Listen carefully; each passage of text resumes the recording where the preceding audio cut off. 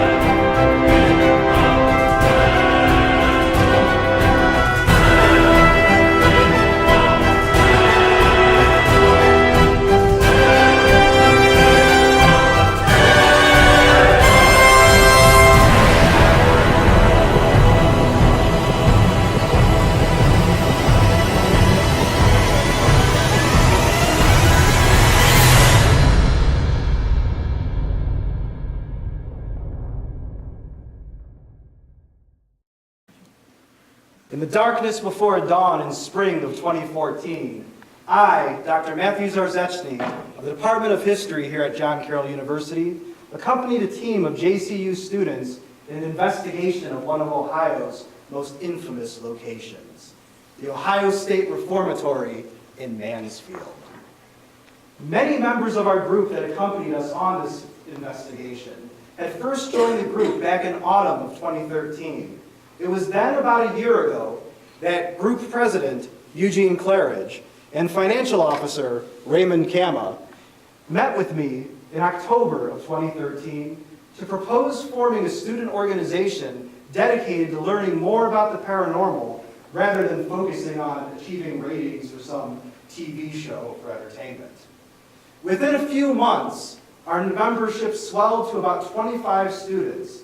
And within just a few months of the group's organization's existence, it achieved the honor of being recognized as the Student Organization of the Year. And Eugene also won the award for Best President as well. After achieving these accomplishments, our organization soon planned our journey to the Mansfield Reformatory. And it's there that we uncovered many fascinating results. Results that in the next hour you will see and hear. But Mansfield was only the beginning. And even then, it was preceded by months of other investigations.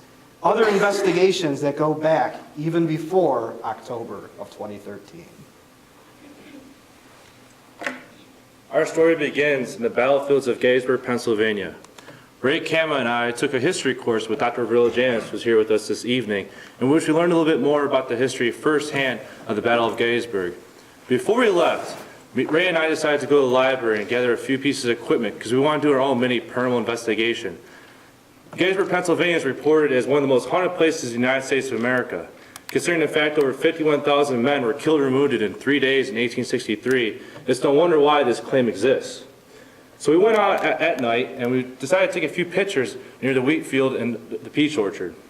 When we took these pictures, we discovered something very interesting came up. As you can see, these different particles showed up on the camera lens. And when I took a picture right afterwards, these particles didn't come up. Now that's with my camera. Now Ray also used his camera as well. And his camera also picked up this strange little guy. And when he took a following picture, it wasn't there. So we have 4 pictures with 2 different cameras, and 2 pictures contain these particles. Some may call it dust, some may call it orbs. Who knows what it really is? But Ray and I had such an adrenaline rush that I asked him a really important question. I asked him, what would happen if we brought this kind of thing to John Carroll? What if we did our own paranormal investigations? Thus, the idea for our group was born. So before we took off too much with this group, we decided we wanted to meet with Lisa Ramsey first. We wanted to make sure it was okay that such a group would exist because the idea of ghosts is such a sensitive topic. She was really open-minded about the group, and she seemed really excited. So Ray and I got a few people along, and we did all the process and necessary steps in order to become a recognized organization, and the booth streaks were finally up and running. We typically met on Monday nights, and we talked about everything from the idea of paranormal investigations and ghost hunting, to different classifications of spirits, to demons and exorcisms, and even talked about the last documented exorcism in Cleveland. But ultimately, one of the most fun things that we did was we were able to do investigations. So we looked around and see what some of the places that we can go to. And in doing so, I stumbled across the Cleveland Agora Theater. The Cleveland Agora Theater has a rich history in Cleveland. But in order to see if we can do an investigation there, I had to meet with Hank Lacani. I spoke with Hank over the phone, and we tried to set something up. Unfortunately, Hank died this past summer. So we'd like to extend our sympathies to the Lacani family, because Hank was really important to our group and our group's success. Without Hank, we wouldn't have been able to look at the Agora Theater and look at some of the claims that have been going on there, as well as get a little preparation before a big investigation at the Holy Grail Paranormal Investigations in Ohio, the Mansfield Reformatory. The Cleveland Agora Theater is essentially split off into two different sections. You have the ballroom side and the main theater portion. The ballroom side is very unique because it's usually like the more modern area, so you can have like little small gigs there, you can have weddings and so forth. So it's a very unique location because it's a little bit the more modern side of the theater. Versus the theater portion, you can kind of sit back in time and realize, wow, this was a really rich place of atmosphere. And the theater, like I said, is very, very beautiful. And when we went there, we learned a lot about the history, as well as able to see areas that most people do not get to see. Our guide took us up to the highest level, and we were able to look down and see the stage firsthand. We also were able to see different parts of the Agora Theater, some areas that were beyond just the extended tour that we received that night. And we had some interesting experiences in there.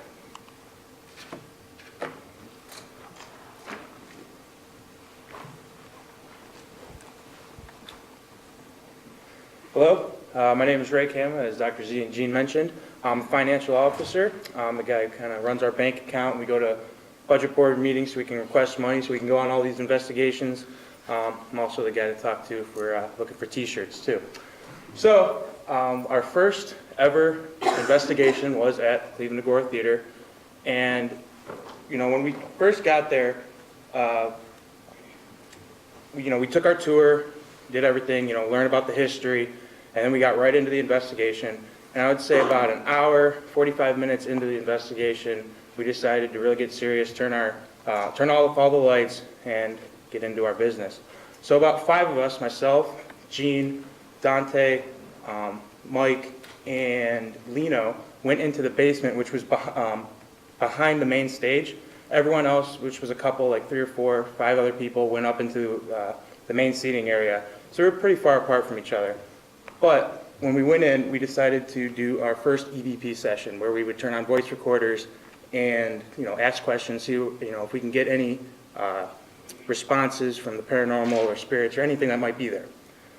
With a group we work with, the Ohio Pirates, they informed us on an idea that if you have a flashlight, you can turn it on, and paranormal spirits, anything, can mess with the light and make it dimmer, make it brighter, turn it completely off, turn it back on. And we decided to try that along with our EVP session. So as we're in the basement here, our table here on the right, we would set up all our stuff with our EVP recorders, our flashlight. We even use cat toys. They're small, light, plastic, have a little bell in it. And the thought process behind that is, again, anything paranormal, spirits can move that, use energy. And since it's very light, it's easier for them to move. And, the bell will, go off, we can hear it. Or just, video cameras set up where we have static. On the left here, you can see, will catch any movement. But in this table right here in the middle, we all sat around the table. You'll see in the video that I'm about to show you, Gene is on the left, Lino is on the right. I am the video recorder, and we started our first EVP session. We set the flashlight up right next to the cat toy, and you'll see what happens.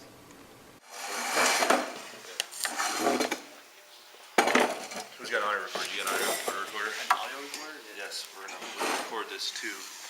So See, this is actually really perfect on the night vision. You can see pretty clearly. No, it's just a seance. Yeah, this is where, This is what a seance is. So the beam's on the opposite side.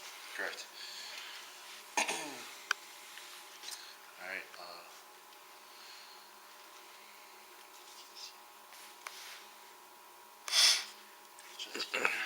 yep, yeah, I'll start it off and then I'll raise my hand to you, give you,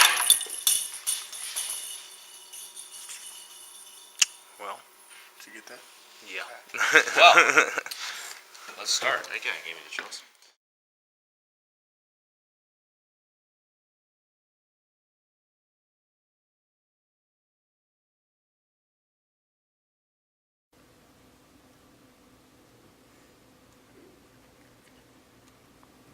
All right, I'm going to play that one more time for you, but you didn't catch it. The flashlight obviously went over.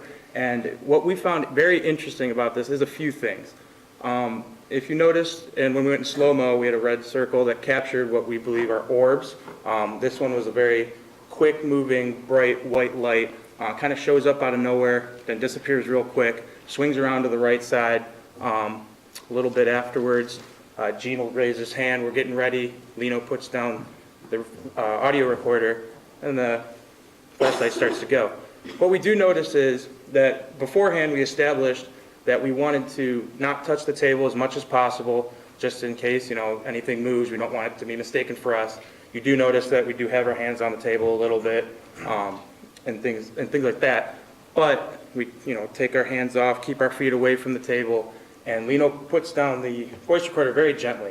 If you notice, while he's doing that, and while the hands are kind of touching the table, nothing's really moving. The cat toy doesn't go.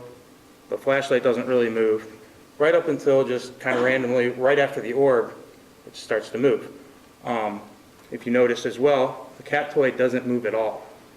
The flashlight seems to be teetering a little bit, and if you catch up and you pick up on it, it seems to stop just very, very shortly and then go over.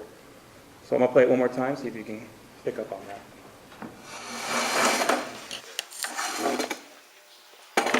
Who's got an audio recorder? You got an audio recorder? An audio recorder? Yes, we're gonna record this too. So, See, this is actually really perfect on the night vision. You can see pretty clearly. No, it's just a seance. yeah, this is where, This is what a seance is. So the beam's on the opposite side. correct. Alright,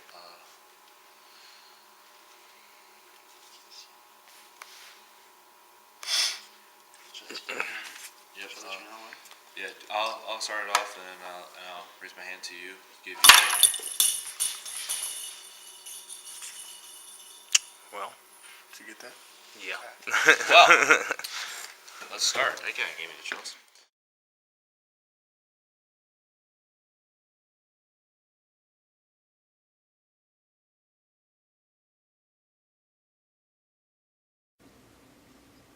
Another quick point. It's very interesting that, maybe you say, well, one of you guys easily just hit the table. Well, that's true. Maybe it could have happened. However, a flashlight in comparison to the plastics cat toy, that is much lighter than the flashlight. You would think maybe at very least it would move a little bit. It doesn't. We find it very interesting, and it was a lead into all the things that we found on the multiple investigations that we've gone through. Like I said, it happened within 45 minutes to an hour of starting our very first investigation. So this was kind of opening the door to everything we find.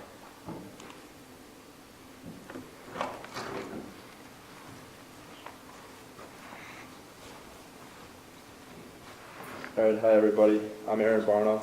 I'm the director of social media for this group as well. And I'm going to be following up Ray with another Agora occurrence. So we actually are, the thing I'm going to talk about is about a couple of unknown whistles that we found. And so this picture right here is Gene's team.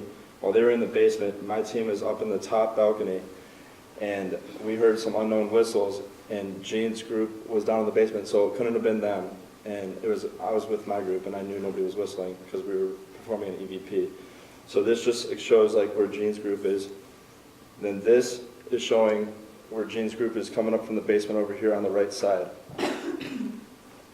Up here is where my group was sitting. We were all right up here in this row, except for Adam Jones, who's right here. He had our camera in my group, and I sent him down to this balcony to see if he could pick up anything, and he was walking around down here. So as he was doing that, Gene's group was coming up from the basement, and we heard these whistles. So I have two videos. The first one I'll play for you guys twice, and the second video is just going to be from the group's cameras, just to like add to the credibility, to show like where we were and making sure that nobody was whistling or like, you know, just proving our credibility. So this picture right here is where we were sitting, and up on that stage right there is where we had that camera that was never moved through the whole night. So this is the first video. Just listen for the whistles.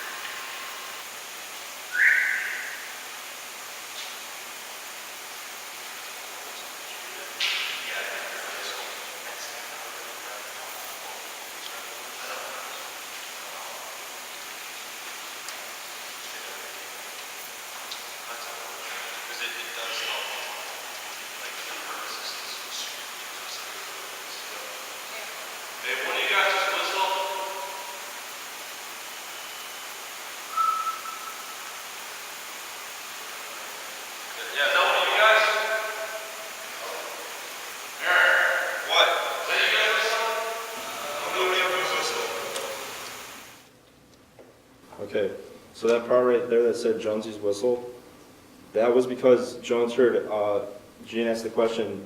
He thought he said, "Can one of you guys whistle?" So Jones whistled for him, and then he asked me, "Did somebody whistle?" And I said no, because nobody up by me was whistling, and he was in the balcony. So he whistled thinking that Gene asked for somebody to whistle. But as you can tell, his whistle is a lot different than the whistles that we heard from the unknown object or whatever did it. So I'm going to play that again in case you guys didn't catch it. I'm not gonna...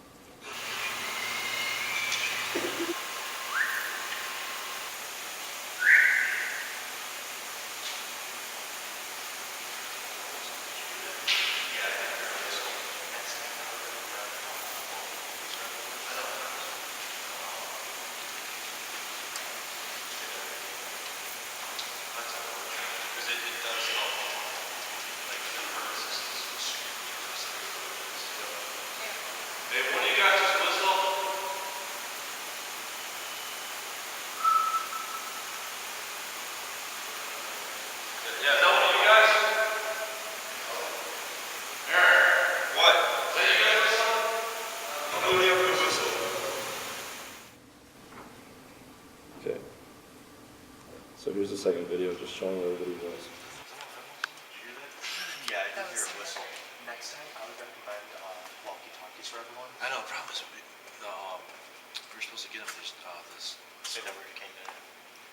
That's unfortunate, because it does help a lot. Like for instances, specifically like this. Hey, one of you guys just whistle?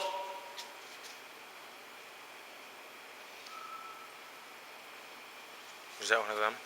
I heard that. Is that one of you guys? Eric, is that you guys whistling? Did you guys hear that whistle? It sounded like a tweet whistle type thing.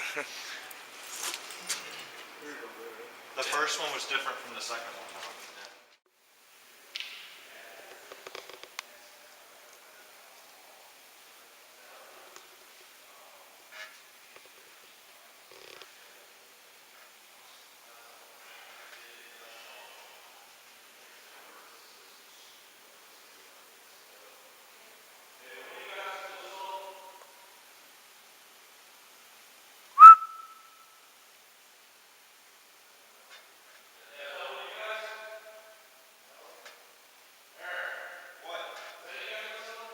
That was me.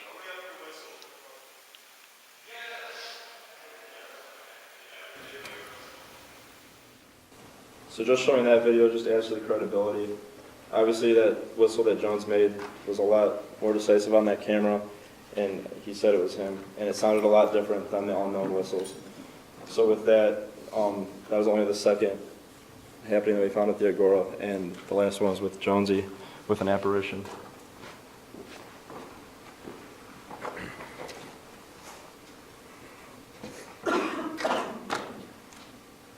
Hi, my name is Adam Jones. I am the Officer of Technology for the group. I also help out with a camera and walk around with the camera and try to record any experiences we have. The experience I'm going to talk about is an apparition that I took, and I'm going to take you through it right now. This is where my group and Aaron's group was, at the top balcony up here. They were doing an EVP session, and Aaron set me down to the side balcony, and this is where the other group, Eugene and Ray's group, was doing an EVP session, just to add credibility that no one was in between us. This is where I was in the side balcony. I was down there to smell of tobacco, because the Ohio Pirates told us that you could smell tobacco from people who smoked tobacco while they're in the theater a long time ago. And this is the video. If you see me panning over, you can see a shadow figure in the doorway.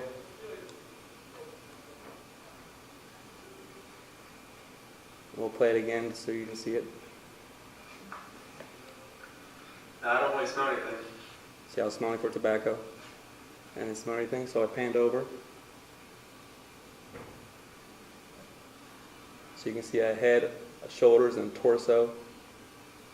And the other group was downstairs, so it adds to the credibility that no one was between us and the balcony except me for filming. And this is Russell Rhoads mission. So as you can see, we received a lot of great evidence even during our first few outings. So next, I try to get in touch, figure out a little bit more about Cleveland history. And in doing so, I was trying to figure a little bit more about the Terminal Tower. When I was speaking with the man about the Terminal Tower, he referred me to get a hold of the Russell Rhoads Mansion, also known as the Cuyahoga County Archive Building. In doing so, I met Dr. Giuseppina, who's here with us this evening. She is coincidentally a JCU theology professor, and when she heard about our group, she was really, really excited and wanted us to come out to her facility to learn a bit more about the history there, as well as to do our own mini investigation. Unlike other investigations, we did this investigation during the day. We don't like to do investigations during the day. The reason being is because, one, you have people. People could be cutting grass, people could come in and out of the building, you got traffic, you have planes going overhead. There's a lot of different noises that can be picked up on the audio recorders, which we don't want because that could contaminate our evidence. It could contaminate our EVP sessions. An EVP session stands for electronic voice phenomena. It's the idea of when you ask different questions, you may get a different response. So usually you'll ask a question, is anyone here with us? And you leave about 5 seconds in between that question and the next question. And sometimes when you play it back, you may get a voice that you may not necessarily hear when you ask that question out loud.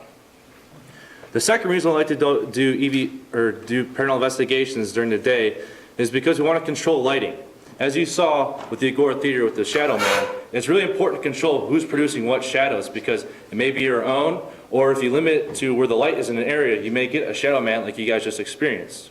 So despite these different fallbacks of daytime investigations, we were still able to find some interesting results, to say the least. But one thing that's also kind of unique about the Russell Rhoads Mansion is just like the Agora, it's separated in two different buildings. This is the Russell Rhoads Mansion, It's a beautiful design building, and it's connected to the Sanford House, which is connected by an annex. And when we were there, we got to learn a lot about the interesting history, and we also got to learn about the paranormal claims too. This chandelier has been notorious for swaying back and forth when you move the table underneath it. Unfortunately, we didn't get that when we were there at the time because we focused most of our energy over at the Sanford House. And like as indicated, we got to learn a lot about the history of the place, meaning we got to see some of the areas where the documents were kept of like marriage license, divorce records, and so forth. So it was really awesome to see, again, what people mostly do not get to see during normal tours. And in doing so, we were able to also experience a little bit more than just a tour.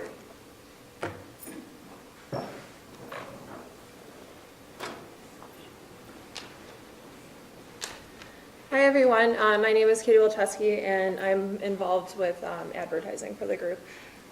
So I was able to go on our first visit to the Russell Rhoads mansion, and for this specific incident we were actually in the Sanford House, which is connected to the Russell Rhoads mansion via a small hallway which is also called an annex.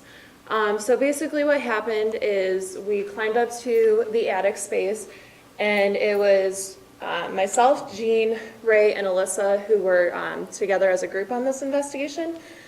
So we went up to the attic just to kind of do a little EVP session, see if we could get any evidence while we were up there. So we were all standing conducting the session, and something that's really important to us is that we remain as stationary as possible while we are conducting these EVP sessions so that we can try to minimize the amount of noise that we make so that we don't confuse that with noises that are made by maybe something else during the EVP sessions. So I have a little audio clip for you guys, and then we'll watch a little video. Is anyone up here with us at this moment?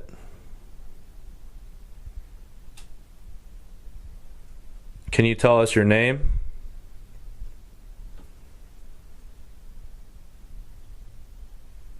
What year is it?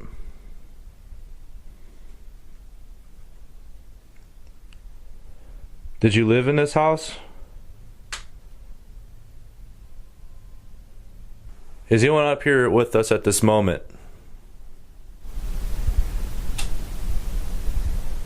Did you live in this house?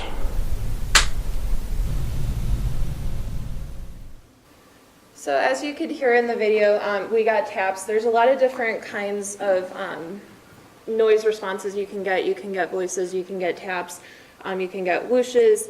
There's a lot of different things you can capture with an EVP session, but as you could hear in this particular instance, if there was someone trying to make contact with us, they chose to do that in taps.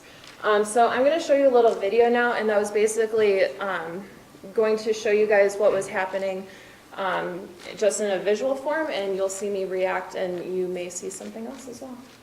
Is anyone up here with us at this moment?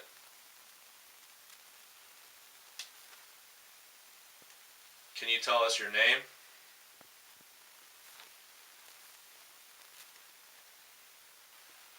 What year is it?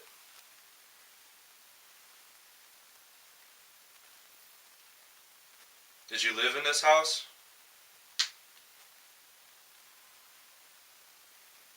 Did you die in this house?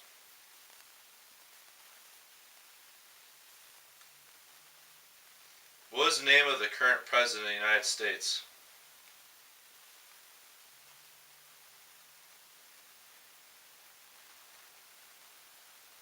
What city are you from?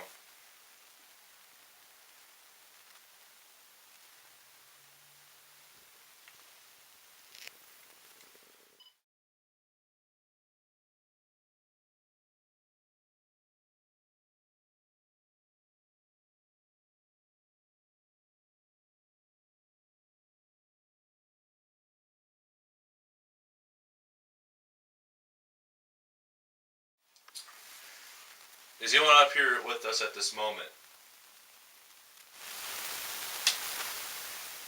Did you live in this house? So something that I really wanted to point out about the orbs that we saw in the video is that when we try to distinguish between orbs and dust, something that we like to talk about is the directionality of what's moving. So as you could see from the orbs, it was kind of moving in an interesting direction. It kind of circled up, and then it kind of moved and zigzagged down to the side, and then the second one started here and then moved down to the side. If we're looking at maybe more of a dust orb, it just kind of floats around and might move over a little bit. But these particular orbs obviously had some different directionalities, so that's why we like to call it a specific kind of orb. So now we'll just go ahead and move on to our last kind of smaller investigation, which was at a restaurant. So our journey takes us again to a different part of the state of Ohio, this time closer to Lake Erie with Geneva-on-the-Lake. One of my father's good friends, Mark Kraszewski, told me that his sister has reported a lot of activity at her seafood restaurant. So I got in touch with Patty Bowen to hear a little bit more about what she had to say. And when she heard about what we did as a group, she was really, really excited and wanted to have us come and see what we can find in her own restaurant. As in the case with the other investigations, the Sandy Shanty can also be divided up into two main areas. When you first walk into the Sandy Shanty, there's a walkway, and it separates the main dining room area as well as the kitchen. The dining room area is very unique because this shooting gallery right here was accidentally discovered. There used to be a wall in front of it, and when they removed it, they discovered that there was a whole shooting gallery that was used like during carnivals and stuff, and it still works today.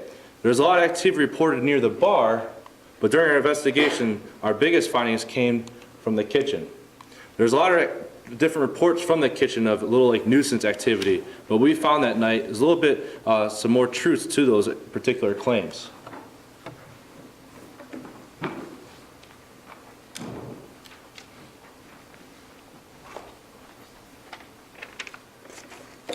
Hello everyone, my name is Jose Esparza. I'm the recorder for the group. So not only is it important to record and hear the visual or see the visual and hear the audio files, it's also important to take documentation as far as records for for our history and things like that. So I decided to be the recorder for the group. So what I'm going to share with you is my experience from the kitchen of the Sandy Shanty. Just to give you a little bit of a layout, what the view you're seeing here is from the static camera that we had set up, kind of in the. It was the kind of the where you put the food out, and so we have it facing this way because this is where the activity that Patty told us about was supposedly taking place. Over here is the dishwasher, which had some unexplainable things happen.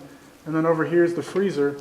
And then over here on this side is the microwave, which will be important in a few minutes. And then here's the door that goes into the kitchen, and then on the outside which leads back into the dining room. And so I'm going to play for you the audio of what we heard. What you're going to hear is myself, Aaron, and Dante conduct an EVP session, and you'll hear 2 taps, but I'll let you hear for yourself. You make a noise to let us know that you're here.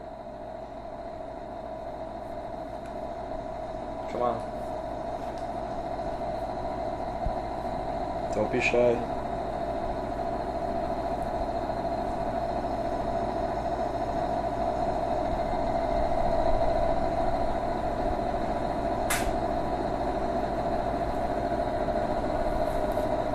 Did you just make that noise? Can you do it again?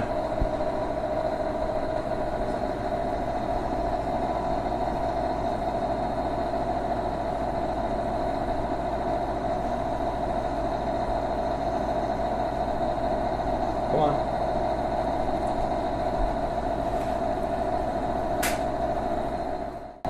Don't be shy.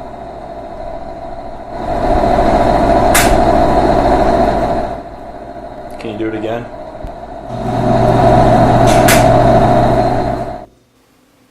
So as you can hear, we do get an initial response from the question that Aaron asked. But what's more interesting is we got a follow-up response from the initial response. There was a little bit of a time gap in between, but it was just interesting that we had 2 taps from the same area next to the microwave. And so now I'm going to show you a visual file so you can see myself, Aaron, and Dante as we were in the kitchen conducting the EVP session, just so you get a visual sense of where we were standing during the EVP session, as well as our reactions to hearing these taps. Let us know that you're here. Come on. Don't be shy.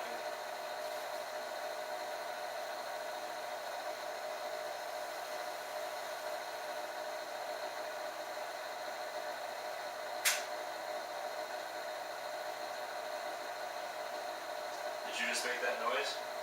Can you do it again?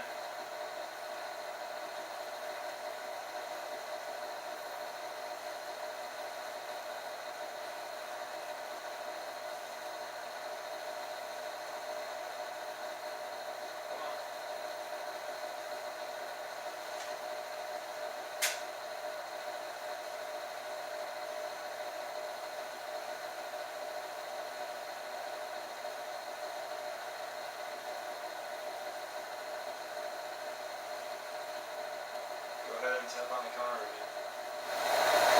Don't be shy. Did you just make that noise? Can you do it again?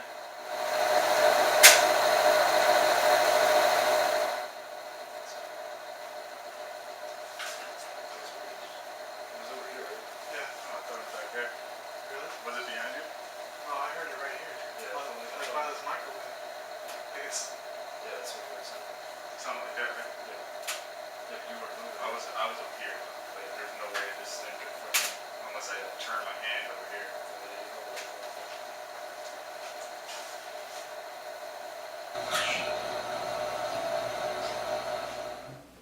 So as you can see from the video, every time we heard a tap, if you saw myself, I looked over to the right where the microwave was. So you could see from the visual file that every time that I heard something, we reacted to it. And maybe you didn't hear what Dante was saying afterward, but when we were discussing it, he said the only way that he could have made a tap similar to what we heard was if he had turned his hand around and slapped it on the counter.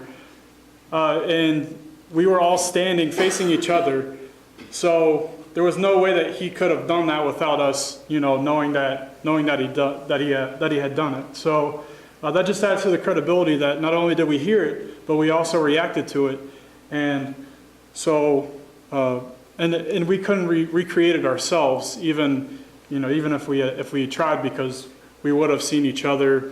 We were facing the same way, and so. Now we get to one of the most interesting places we've done an investigation. So finally, after doing all these investigations around the state of Ohio, we were more than prepared for the holy grail of paranormal investigations, the Mansfield Reformatory. We know, if you look at the Mansfield Reformatory, it's one of the biggest places that it's always investigated. It's a place you always hear about with the TV shows. It's a place you always hear about other groups it's always gone to. We wanted to go there because we knew that we were different from other groups. Our mission was to establish credibility and be the most academically intent group as possible. So Ray and I met again with Lisa Ramsey to see what we can do. Lisa Ramsey and Maura Jokum, who was the GA at the time, met and discussed a little bit more about how we can arrange a trip. They were really pivotal in creating our opportunity to go to Mansfield. So we had everything was finally set. We had the experience. We've had the equipment.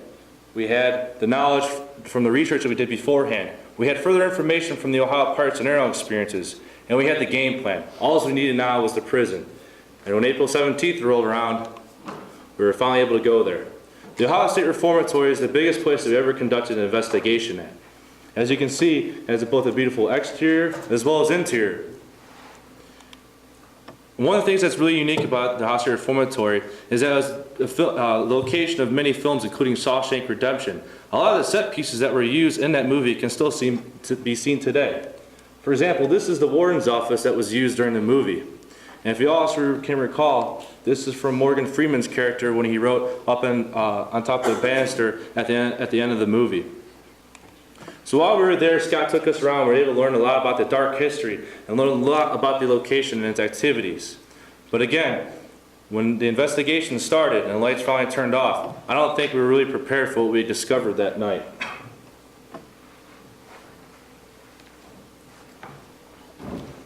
All right, hey Hey everyone, my name is Brian Mersall, and just to reiterate on what Gene had said, the Ohio State Mansfield Reformatory is absolutely huge.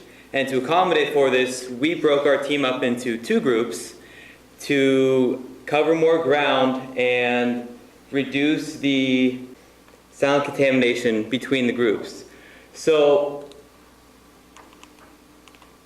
the first thing we did was we split our teams up, and Team Charlie went to the east cell block, and myself and Team Alpha went to the west cell block.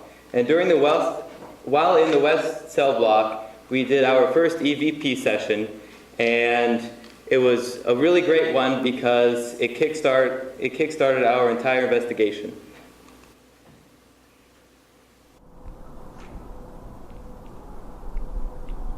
Where were you born?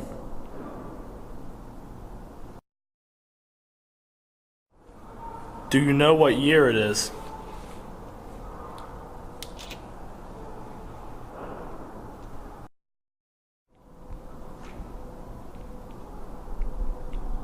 Where were you born?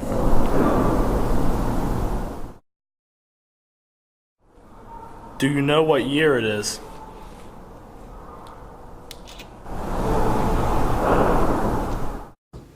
So after the first bang, we thought it was some kind of pipe bursting. But after the second one answered us, we thought, well, hey, there has to be a better explanation for this. And what's really cool about this evidence is we didn't only capture it on the EVP session, we also captured it on the camera. And it's really important to pay attention to the end of the video. Two more up there, and then we'll do the video. Do you need the question list? Yeah, it's right there. I'll hold it for you.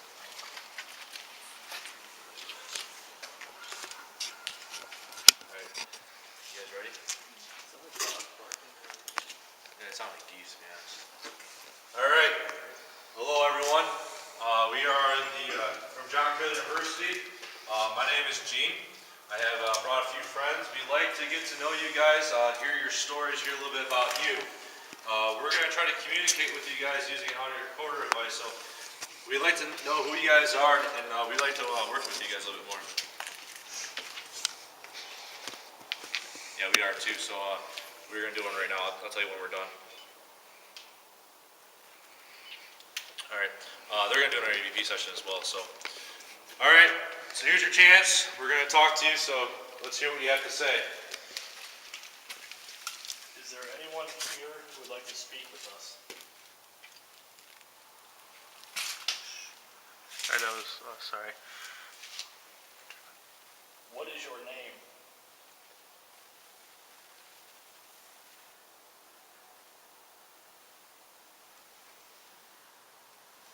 How old are you?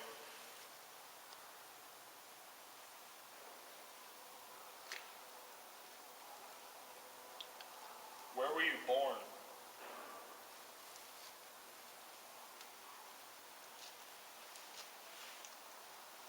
Do you know who we are?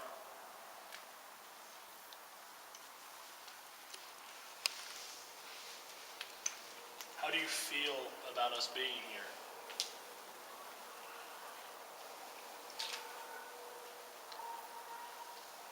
Are you here alone?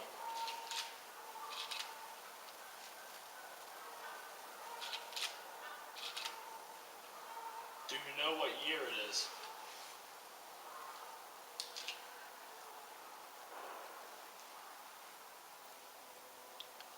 Where were you born? Do you know what year it is?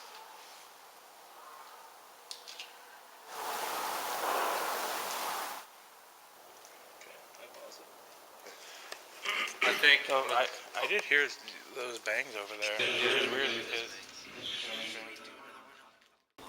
So not only did we react to the bangs, we actually had a discussion afterwards, and we concluded that the bangs couldn't be due to the pipes bursting because the pipes bursting would only happen when the temperature was below freezing. And in mid-April during our investigation, that just wasn't the case.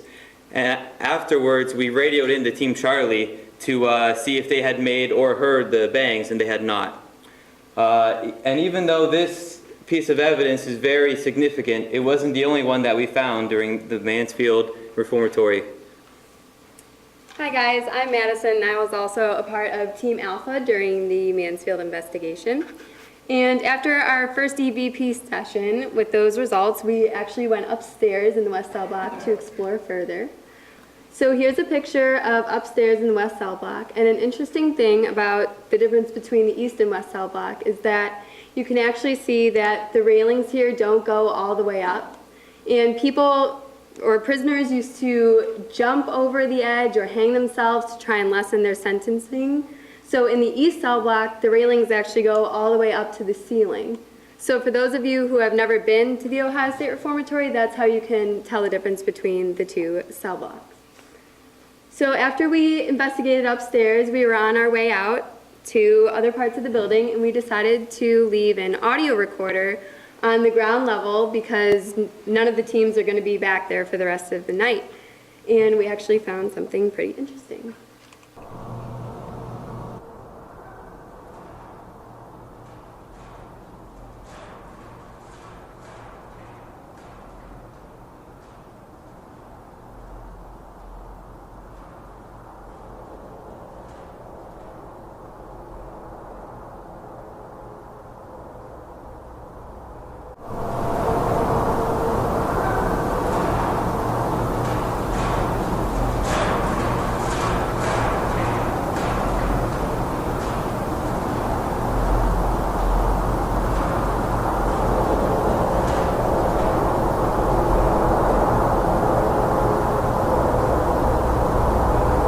This is going to be a static recorder. We are on the western cell block towards the very, very end. We have Gene here. River. Brian. Madison. Ramo. Jose. Matt. All right, we're all going to head back towards the center.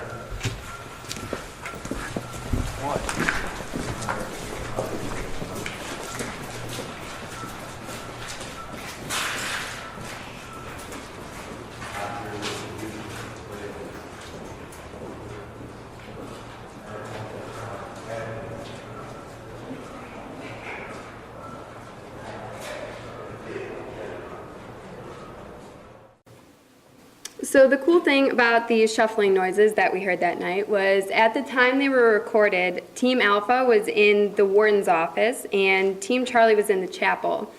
So if you're following along on your maps, you could tell that those two places aren't near the West Cell Block, which kind of adds to the team's credibility. And also at the end of that video, you saw that we added in the part of the recording when we were exiting the West Cell Block, so you can kind of hear our footsteps and our voices compared to the shuffling noises we heard, and you can kind of tell that they don't sound alike. So I'm going to play that again for you guys just so you can hear the comparison again.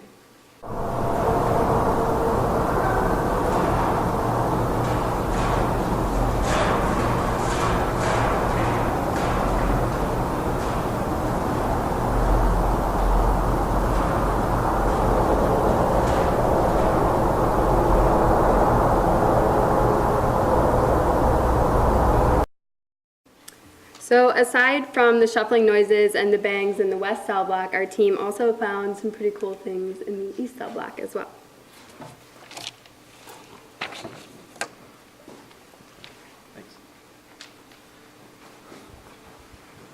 Okay, I'll be talking about the East Cell Block. Before our team set off to the East Cell Block, we met up in our meeting place, and a couple of us went into the East Cell Block, which is right here, and the meeting room is right here. So we went into the East Cell Block and split up into their 6 tiers. There's 6 tiers into this is the first tier, and they go all the way up. So instead of the West Cell Block, there's railings all the way up the side so the prisoners don't jump off or hang themselves. So we split off in each sector, and then we, Matt, myself, and Eugene went into the 4th tier. And something important to notice about the 4th tier is it's the worst of the worst inmates. It's murderers, rapists, and just mental unstable prisoners. So if you're in the 4th tier in the East Cell Block, you're a bad dude. So This is the video. This is a continuous video, just to show you like my journey throughout the 4th tier hallway.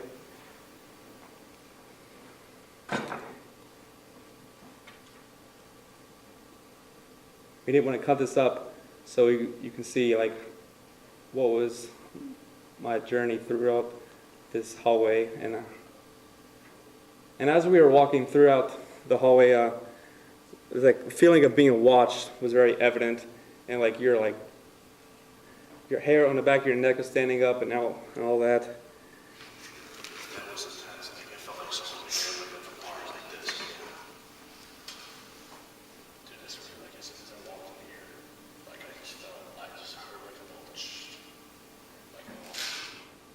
If you look closer, you can see some orbs throughout this video.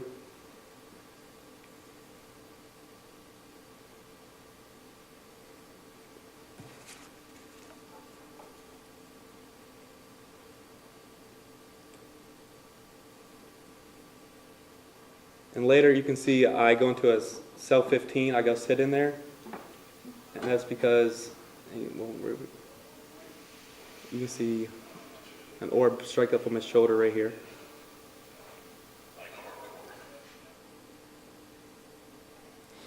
I go in cell 15 because it's known for an inmate being burned alive, and he's known for haunting his own cell, and I wanted to see for myself if it's haunted.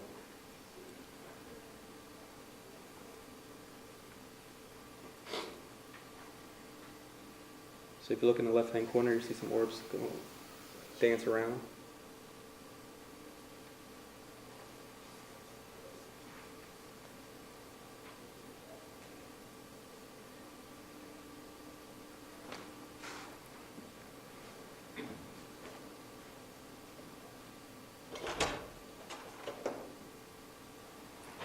I go into the cell and I sit down, and we caught some kind of orb.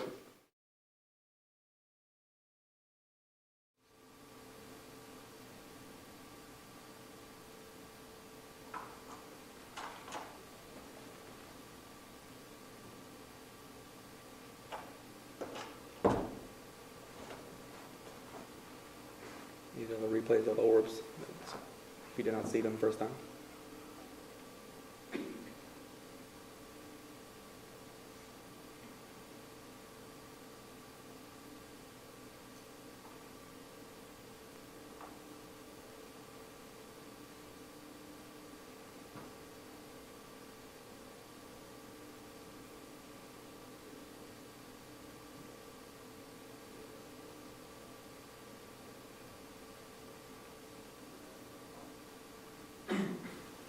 Just something else to note.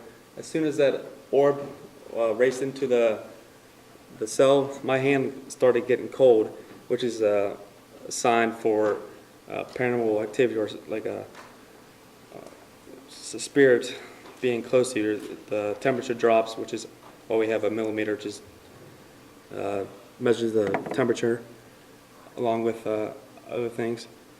And here's Matt and Brian's story of their experiences.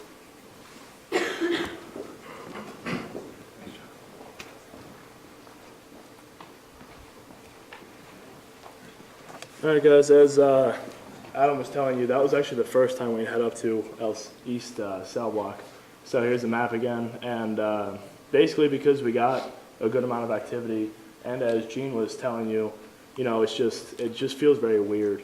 You know, with the bars up here, you can kind of see, you know, it's very, very condensed. It's not much wider than shoulder width. So, you know, it's very tight. You know, you always, as you're walking past all the cell doors, you get this very intense feeling of being watched. So after, you know, the first time we went up there and we had these very, I guess, intense feelings is the best way to put it, you know, we decided to go back there a second time. And this picture basically just gives you a better view of the bars, and you know, it just looks really dilapidated, and it's, you know, it's just very, very condensed, and it's much different compared to West Cell Block, as stated before. You know, it's just a completely different feeling once you go in there. And here's a little video, and you'll get to see why we went back there a second time. Is the what the X is? Yeah, from down there. That is a little X. You're currently searching for the X cell. What happened to the X cell? Something happened with ghost hunters.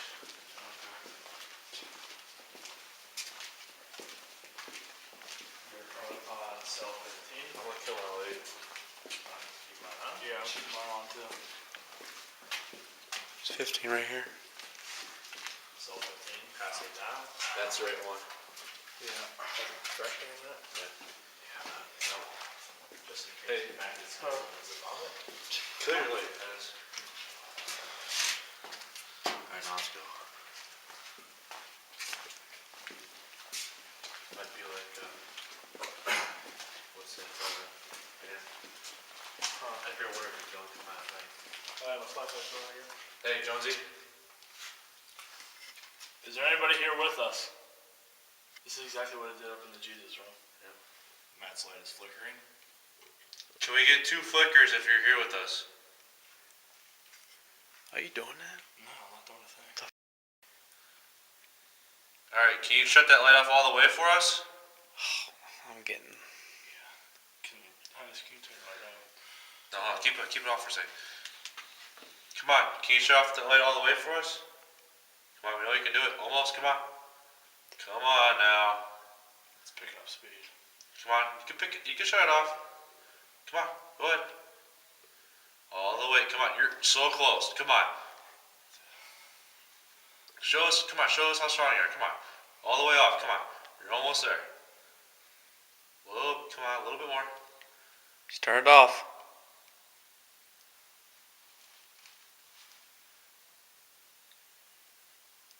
Come on, you're really close. Do we want to go down a couple cells and see if it's still doing it? Maybe it's just like this general area. I don't know, like... Just keep it pointed straight, and Jones, they kind of keep an eye on it.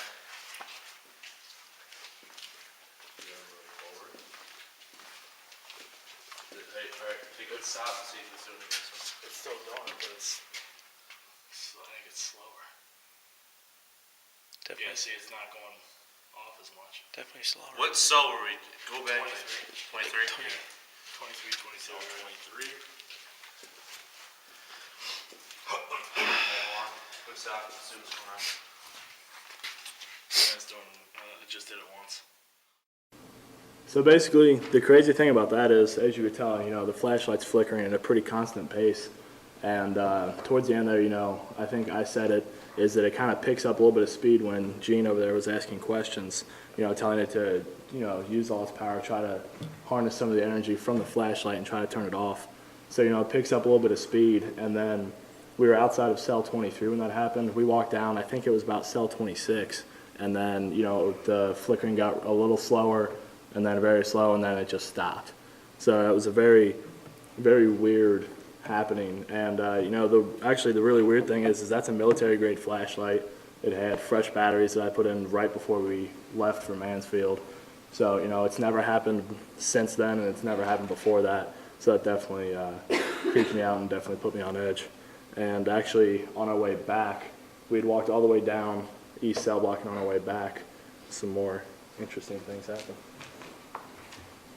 Okay, so I was up there with Matt, Gene, and Adam, and so, of course, we're on East Cell Block. So basically, while we were walking back, there were some taps that we heard, and so this audio will illustrate what happened. Buzz's flashlight was going crazy. Man, how's your flashlight now? It's pretty solid right now. Yeah, it was bad, but now it seems to be alright. What was that? Did you hear that? Yeah. The f was that? We just heard something. Hold on. Do it again. Please. We know it was you. Come on. One more time. Come on. We're still not convinced that's you.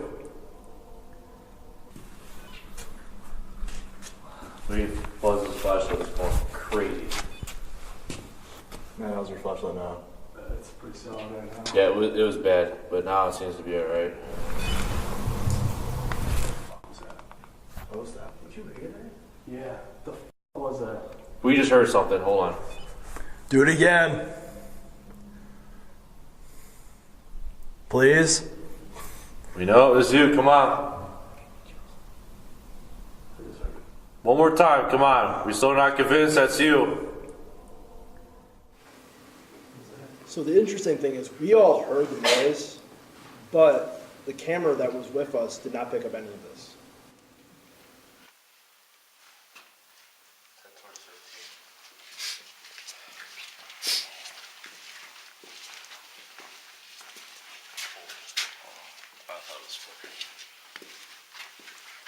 Yeah, watch your flashlight.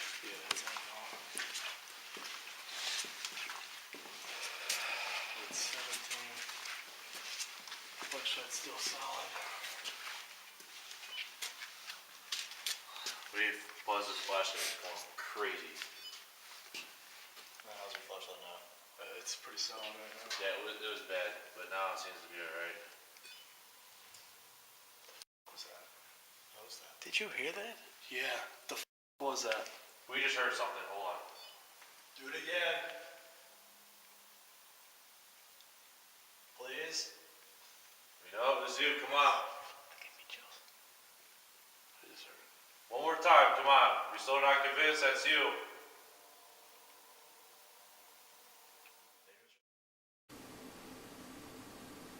So you can make of that what you will.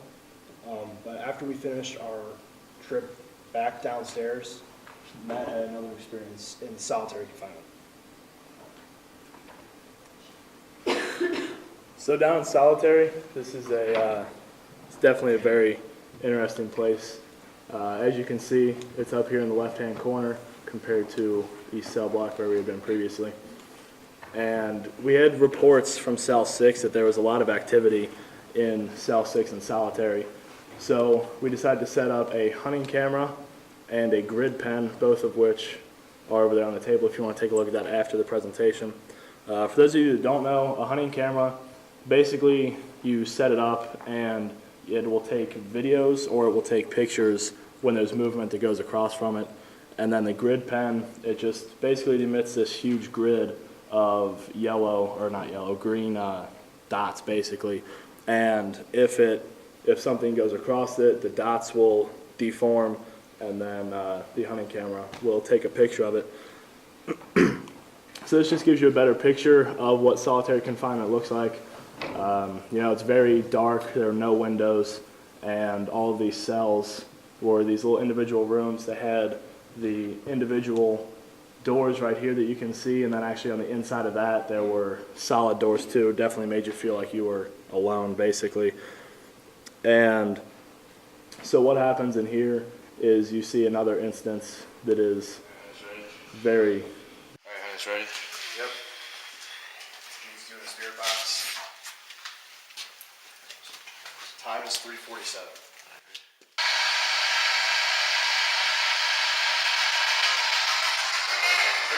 Anybody here with us right now? Fucking chair.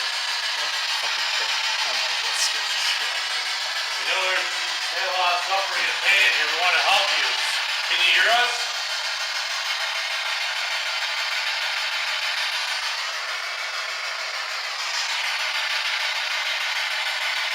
Come on, don't be shy.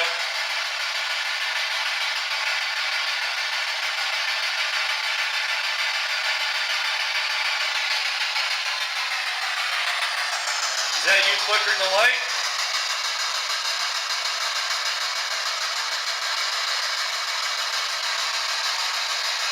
Is that you?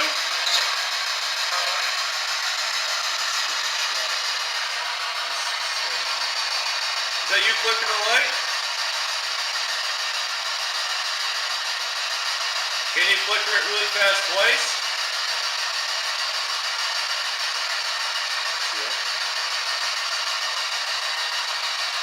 Can you flicker it 3 times fast for us? Can you turn it off? Come on, almost there. Come on, Skin. Can you turn it off? Come on, you're really there. You're almost there. Come on. A little bit more. You're so close. Come on. A little bit more. What'd you say?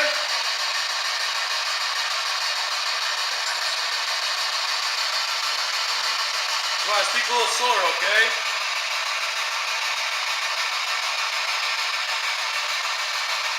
We want to be able to help you.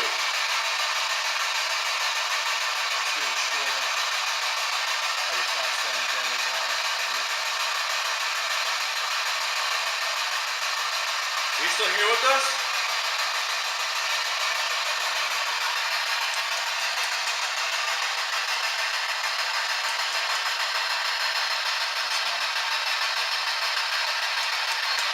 You still here with us? So as the same last time it happens, you know, the flashlight's flickering, and it does seem a little strange because, you know, they do happen in the same constant pace.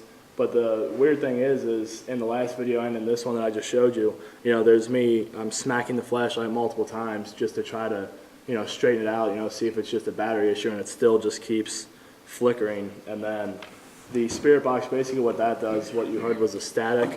It just flips through radio stations very quickly, so all you hear is a static, and then what's supposed to happen is a spirit, it will use that energy and it'll spit out random words. And you know, sometimes they were really creepy, the stuff we heard from them, and then other times they were just random words. So you know, that's solitary, and that's actually not the only thing that happened while we were in solitary.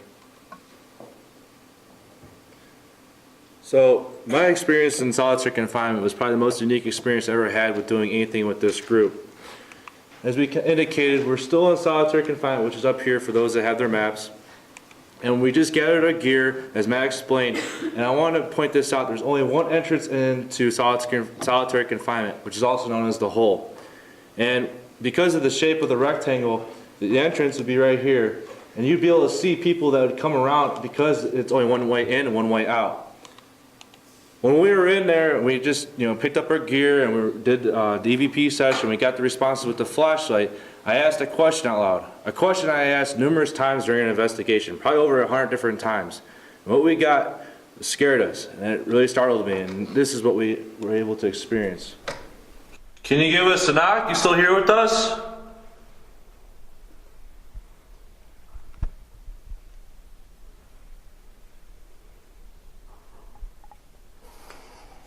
Can you do it again?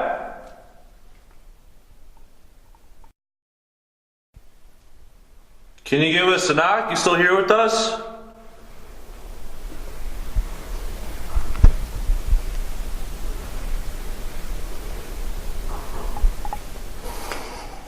Can you do it again? I asked that question, like I said, over 100 different times, and usually we don't get a response. And when we heard that, it was really startling. What really interests me is this is the audio recorder that Mr. Brian Hennis was using to record our events in the solitary confinement. What interests me is that you don't hear that first knock on the camcorder, which you'll see momentarily.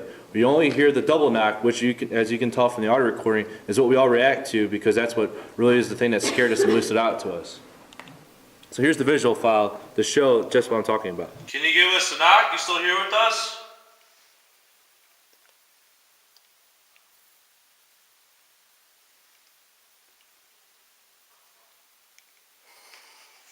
Can you do it again?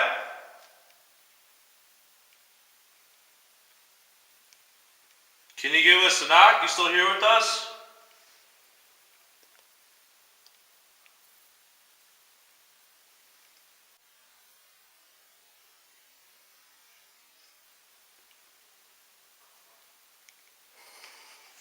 Can you do it again?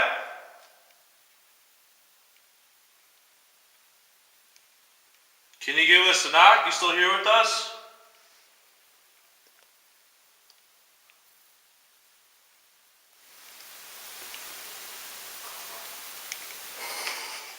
Can you do it again?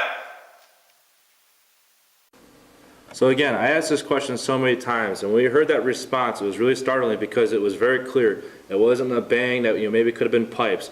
We asked for a knock, and that's what we received. And like I said, there's only one way in and one way out of solitary confinement. We didn't see anyone come in, we didn't hear anyone come in, and as we showed earlier, we're pretty loud because we don't ever travel in just ones, we always travel as big giant groups. So we didn't see anyone's flashlight, we didn't hear anyone walking in, so we know it was just the four of us at the time. So ultimately, our investigations have been really worthwhile, and I think that experience right there really capped off our investigation at the Ohio State Reformatory. As you have seen over the course of the past 90 minutes, in our first year of our organization's existence, we have experienced many intriguing things, and yet that was just 1 year of our group's existence. Who knows what we will accomplish in our second year. With that, thank you for attending, and if you have any questions, we'd be happy to answer them now.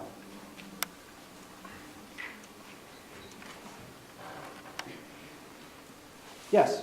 Are there ghosts of John Carroll? At this time, we can't confirm any of that, sorry. Okay. Any other questions? I guess I have one. These orbs, you see these videos, you see all these orbs flying around that really look like dust specks, but does anyone ever see them with their eyes, or is this something just the camera picks up? I've noticed so far, if you kind of notice, one thing that's interesting is we only see it through the lens of the camera. And if you guys recall from the video with the Russell Rhoads mansion, you see Ray kind of view down with the camera because he's watching through the camera lens the entire time. I mean, he said he saw the first orb come up, and that's why you kind of see him look over the right to see if he can find the other ones. So you don't necessarily see them with their eyes, but he actually was able to see with the viewfinder.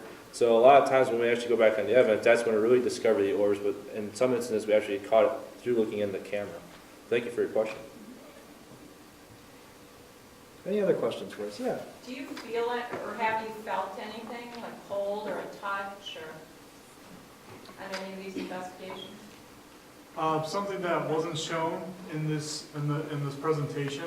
Up in the chapel, I actually had experience unique to myself where I was taking notes, and as I was sitting there, it felt like a cold breeze was coming across my hand just constantly, and I couldn't really explain it. And we even took the melmeter to try, to see if there was a temperature difference, and nothing was changing. But as I sat there and kept writing, my whole time I was in the chapel, it just kept happening. So, I can definitely attest to that.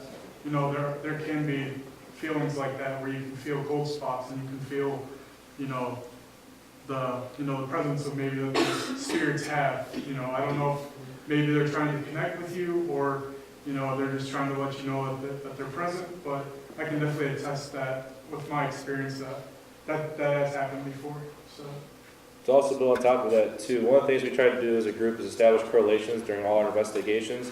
And then 3 investigations we've done at the Cleveland Agora Theater, each time we've gone there, a girl that's gone with us, maybe be the only girl of the group, has always reported that her hand's gotten cold, or that they report feeling a little bit different when they go in the basement and stuff too. So there have been a lot of feelings. When we show the evidence, we try to stay away from just showing feelings, because you can tell us, well, that's what you felt, how do we know that you felt that? Versus what we're trying to show the audio and the visual recordings that we received. But as we indicated with even on some of the footage that you saw tonight, that you can even hear us react while we were there. So like when we're up in East Cell Block, the idea of feeling washed and something being there and being uncomfortable.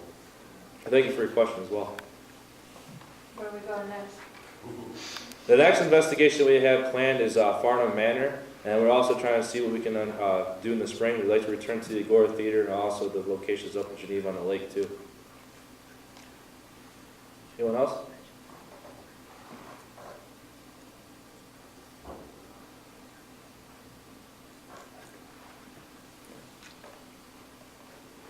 Well, one final thing before you all leave. We, of course, thank all of you for attending and watching our presentation this evening, but we also have a number of other people to thank, because we would not have had the success of our group without our family, our friends, and our colleagues, as well as the many people that you see on the screen who played a major role in helping us to achieve our various experiences at these locations.